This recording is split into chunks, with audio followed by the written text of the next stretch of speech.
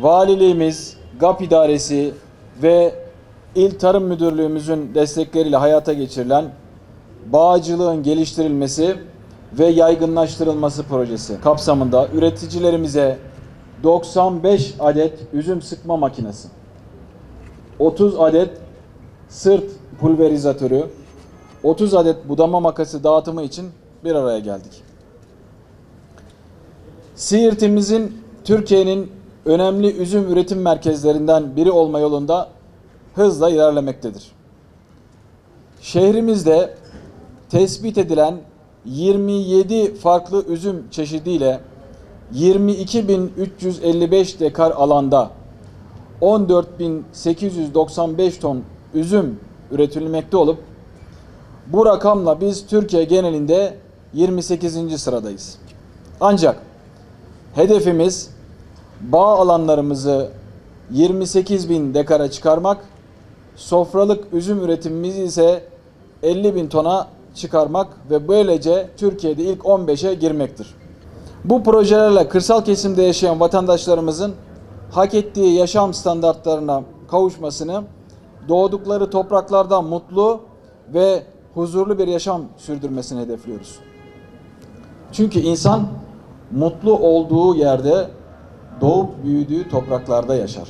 Bugün sadece bağcılığın ve üzüm sektörünün gelişmesi için değil, aynı zamanda arıcılığın da yanında olduğumuzu ve organik bal üretiminin ilimizde daha da çoğalması için ilk 5'e girme hedefimizde yol alabilmek için de toplanmış bulunuyoruz.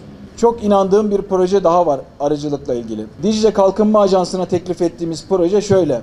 Siirt'te meslek lisesi bünyesinde kovan üretimi yapıp üreticilerimize bedelsiz istediğimiz niteliklerde çok miktarda kovanlar dağıtabilmek.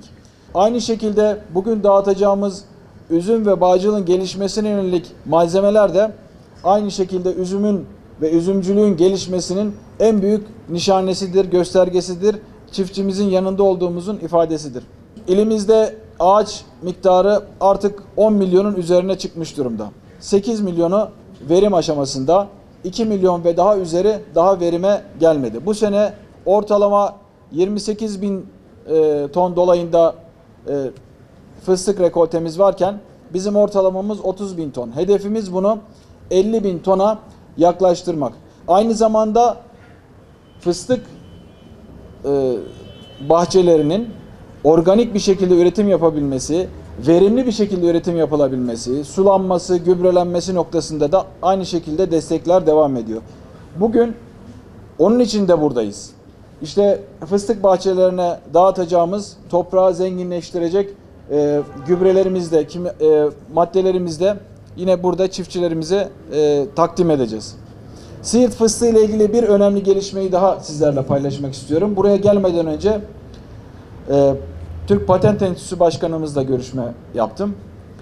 Malumunuz Siirt fıstığı konusunda geçmişte biz coğrafi işaretimizi, patentimizi almıştık. Fakat bir takım itirazlar nedeniyle bu iptal edildi. Ve Siirt fıstığımız coğrafi işareti ve patentini resmi olarak bugüne kadar kavuşamamıştık. Ama Patent Enstitüsü Başkanımızla az önceki konuşmamızda dedi ki, Sayın Valim dedi, coğrafi işaretinizi, patentinizi tanzim ediyoruz. Yakın bir zamanda kendi ellerimle getirip size Siirt'e bunu teslim edeceğim dedi. Ben de hayırlı uğurlu olsun diyorum buradan. Bu güzel haberi sizlerle paylaşıyorum. Siirt Bıttım sabununun da coğrafi işareti bugün az önce ilan edilmiş. Onu da hayırlı uğurlu olsun diyoruz inşallah. Böylece tescilli ürünlerimizin sayısı Bıttım'la beraber 9'a çıkmış oldu. Fıstıkla beraber 10 oldu ve inşallah Geriye 70 tane daha belirlediğimiz coğrafi işaret alabileceğimiz ürünümüz var. 80 tane coğrafi ürün işaretiyle ilimizin bu anlamdaki ülkemizin ve dünya kültürüne her anlamda katkı sunduğu değerlerini sahip çıkarak, tescil ederek bir vesile bunların hepsini sahiplenmiş olacağız.